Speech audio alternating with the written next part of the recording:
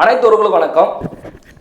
கரூர் தொகுதியில் காங்கிரஸ் திமுக கூட்டணியுடைய வேட்பாளர் தான் ஜோதிமணி அவர்கள். இந்த ஜோதிமணி அவர்கள் தேர்தல் பிரச்சாரம் போயிருந்தாங்க. அப்போது மக்களிடம் பேசும்போது தொண்டை அடைக்கிற அளவுக்கு அப்படியே கண்ணீர் விட்டு அழுதாங்க. மக்கள் எல்லாமே ஏமா அழுகிற நாங்கள் உங்களுக்கு இருக்குமா அப்படின்ற அளவுக்கு பேசி அப்படியே கண்ணீர் விட்டு அழுதாங்க ஜோதிமணி அவர்கள். இந்த வீடியோவில் அவங்கள பற்றி தான் பார்க்க போகிறோம். ஆனால் நீங்கள் அதற்கு முன்பாக இது வரைக்கும் நம்மளுடைய சேனலை சப்ஸ்கிரைப் பண்ணலாம், உடனே சப்ஸ்கிரைப் பண்ணுங்கள். அப்படியே பக்கத்துக்கு அந்த பெல் பட்டனை அழுத்திடுங்க. கரூருடைய தொகுதி வேட்பாளர் தான் ஜோதிமணி அவர்கள், இது எல்லாருக்குமே தெரியும். ஏற்கனவே ஜோதிமணி அவர்கள் தன்னுடைய கட்சி சார்ந்தவங்கள்ட்டையும் பிரச்சனை பண்ணியிருக்காங்க, திமுக கட்சி சார்ந்தவங்கள்ட்டையும் பிரச்சனை பண்ணியிருக்காங்க. தானே இருக்கும் காங்கிரஸ் கட்சிக்கிட்டையும் திமுக கட்சிக்காரங்கிட்டையும் மிகப்பெரிய ஒரு அதிருப்தி வந்திருக்கு இவங்க மேலே. ஆனால் என்ன பண்ணுறது, இவங்க தன்னுடைய பலத்தை வச்சு ராகுல் காந்தியுடைய மூலமாகவே கரூருடைய வேட்பாளராக மீண்டும் இவங்க வந்திருக்காங்க. தேர்தல் பிரச்சாரம் போனாங்க.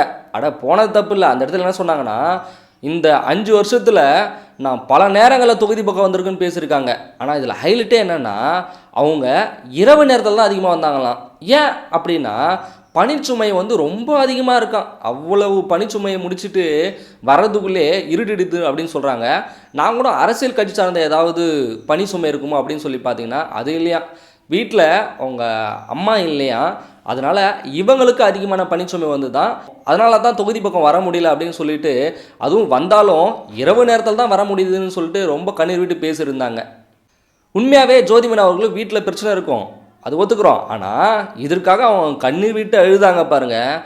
இதில் பார்க்கும்போது என்னென்னா, சரி அவங்க தாயார் நினச்சி அழுதாக கூட இருக்கட்டும். ஆனால் இந்த இடத்துல மக்கள் முன்னாடி அழுகும்போது மக்கள் தன் மீது அனுதாப ஓட்டு போடுவாங்கன்னு சொல்லிட்டு இவங்க அப்படியே தேம்பி கண்ணீர் விட்டு அழுதாங்க. அதை பார்க்கும்போது அப்படியே மனசுக்கு ரொம்ப கஷ்டமாயிடுச்சு. சரி, என்ன தான் நம்ம இறந்தவங்கள பற்றி பேசக்கூடாது, இறந்தவங்கள நம்ம சாடக்கூடாது அப்படின்னு சொன்னாலும், இறந்தவங்களுடைய பேரை வச்சுக்கிட்டு இவங்க பண்ணுற அட்ராசிட்டி இருக்கே, இதெல்லாம் என்ன இருக்குது? அவ்வளோ ஒரு ஆக்டிங் பார்த்தாவே நமக்கு நல்லா தெரியுது. அந்தளவுக்கு பக்காவாக ஆக்டிங் பண்ணுறாங்க. இதை தாண்டி என்ன சொன்னாங்க, அவங்க அடிக்கடி தொகுதிக்கு வந்திருக்கோம், இரவு நேரத்தில் வந்திருக்கோமா. இதே ஜோதிமணி அவர்கள் ஒரு வாரத்துக்கு முன்னாடி அதே கரூர் தொகுதியில் வாக்கு சேகரிப்பு ஈடுபடும் போது அங்கே வரிசையில் எல்லாருமே பெண்கள் எல்லாமே நின்று ஆரத்தி எடுத்திருந்தாங்க. அப்போ போகிறவங்க சும்மா இருக்கால, அப்படியே வரிசையாக எல்லோரும் கும்பிட்டு போகாமல் ஒரு பெண்மணி பேசுகிறாங்கன்னு சொல்லிட்டு இவங்க நின்று என்னென்னு மட்டும் தான் கேட்டாங்க. உடனே என்ன சொன்னாங்க, 5 வருஷத்துக்கு முன்னாடி வந்தீங்க, 5 வருஷத்துக்கு பிறகு ஆளவே காணோம், இப்போ தான் நீங்கள் வந்திருக்கீங்க, 5 வருஷமாக ஆளவே காணோம், இதுக்கப்புறம் தேர்தலில் ஓட்டு போட்டு நீங்கள் வெற்றி பெற்றால் மீண்டும் 5 வருஷம் காணாமல் போயிடுவீங்க அப்படின்னு சொல்லிட்டு அப்படியே பளிச்சுன்னே மூஞ்சடிக்கிற மாதிரி சொல்லிட்டாங்க. இதை கேட்ட உடனே, என்னடா ஆரத்தி எடுக்க வந்தவங்க நம்ம கட்சிக்காரங்க நமக்கு சாதமாக பேசுவாங்க பார்த்தா நம்ம எதிர்த்து பேசுகிறாங்கன்னு சொல்லிட்டு ஜோதிமணி ஒரு நிமிஷம் அப்படியே ஷாக் ஆகிட்டாங்க. சரி, உடனே அங்கே உடன்பிறப்புகள்லாம் சும்மா இருப்பாங்களா, திமுக கட்சியெல்லாம் சேர்ந்து ஏமா விடுமா, அது அப்புறமா பார்த்துக்கலாமா, சரி அமைதியாக இருமா, அவங்க வந்திருக்காங்க, அவங்க போடுமா, அப்புறம் பேசிக்கலாம்னு சொல்லிட்டு அப்படியே அந்த பெண்மணியை அப்படியே அமைதியாக்கிட்டாங்க. சரி, ஜோதிமணி அவர்கள் ஏற்கனவே நான் தொகுதிக்கு பல இடங்களில் வந்திருக்கேன், நான் தொகுதி செஞ்ச நல்ல பணிகள் எல்லாமே சொல்ல வேண்டிய அவசியம் இல்லை, உங்களுக்கே நல்லா தெரியும், நான் அந்தளவுக்கு கட்சி தொகுதிக்கு வந்திருக்கேன் அப்படின்னு சொல்லியிருக்காங்க. இப்போ இந்த பெண்மணி சொல்லியிருக்காங்க 5 ஆண்டுக்கு நீங்கள் வரவே இல்லை, இப்போ தான் வரீங்கன்னு சொல்லிட்டு. அப்போ ஜோதிமணிகள் தொடர்ந்து வரேன்னு சொல்லியிருக்காங்க, இந்த பெண்மணி வரலன்னு சொல்கிறாங்க. அப்போ ஜோதிமணி அவர்கள் வரலையா, இல்லை இந்த பெண்மணி போய் சொல்கிறாங்களா? ஒருவேளை ஜோதிமணி அவர்கள் சொன்னாங்களே நான் இரவு நேரத்தில் அடிக்கடி வரேன்னு சொல்லிட்டு, ஒருவேளை இந்த பெண்மணி தூங்கிட்டதுக்கு அப்புறம் தொகுதி பக்கம் வந்திருப்பாங்களா ஜோதிமணி அவர்கள்? அதனால தான் இந்த பெண்மணி பார்க்கலன்னு நினைக்கிறேன். இருக்கலாம், ஜோதிமணி அவர்கள் என்னதான் வீட்டு பணி என்னமா அப்படி இருந்தாலுமே தொகுதி மேலே அவங்களுக்கு ஒரு அக்கறை இருக்கும். இது மேடைக்கு பேசியிருக்காங்க, நீங்கள் பார்க்கலாம். இப்போது 5 வருடம் தொகுதியை திரும்பி பார்க்காத ஜோதிமணி இந்த தடவை வெற்றி பெற்றாங்கன்னா இப்போ மீண்டும் என்ன பண்ணுவாங்க? இப்போ என்ன செய்தார்களோ அதை தானே அதுக்கப்புறம் செய்வாங்க.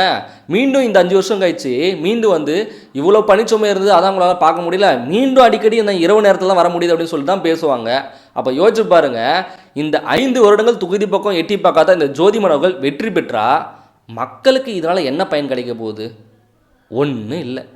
அதனால் இந்த ஜோதிமணி அவர்கள் இது போன்ற இந்த ஆக்டிங்கில், அதாவது மக்கள் எப்போதுமே ஒரு இலக்கண மனசாக இருப்பாங்க. அதனால் இந்த அனுதாப ஓட்டு எப்படி வாங்கிக்கலாம்னு சொல்லிட்டு இந்த கண்ணீர் விட்டு அழும் இந்த மாதிரியான நடிப்பு எல்லாமே இதோட நிறுத்திங்க, சரிங்களா? இதோட போதும், இதற்கு மேலே வேணாம், மக்கள்லாம் பாவம், சரிங்களா? இன்னொன்று, மக்கள் எல்லாமே விழிப்புணர்வாக இது போன்ற போலியான ஆக்டிங்கை நம்பி நீங்கள் ஓட்டு போட்டிங்கன்னா அப்புறம் 5 வருஷமாக இவர்களை பார்க்கவே முடியாது, நீங்கள் தான் திண்டாடணும். அதனால் மக்கள் எல்லாமே விழிப்புணர்வாக இருங்க.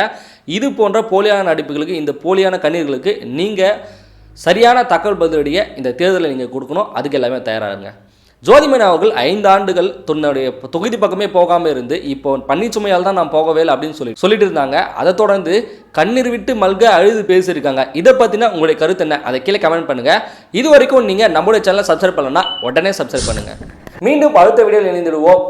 நன்றி.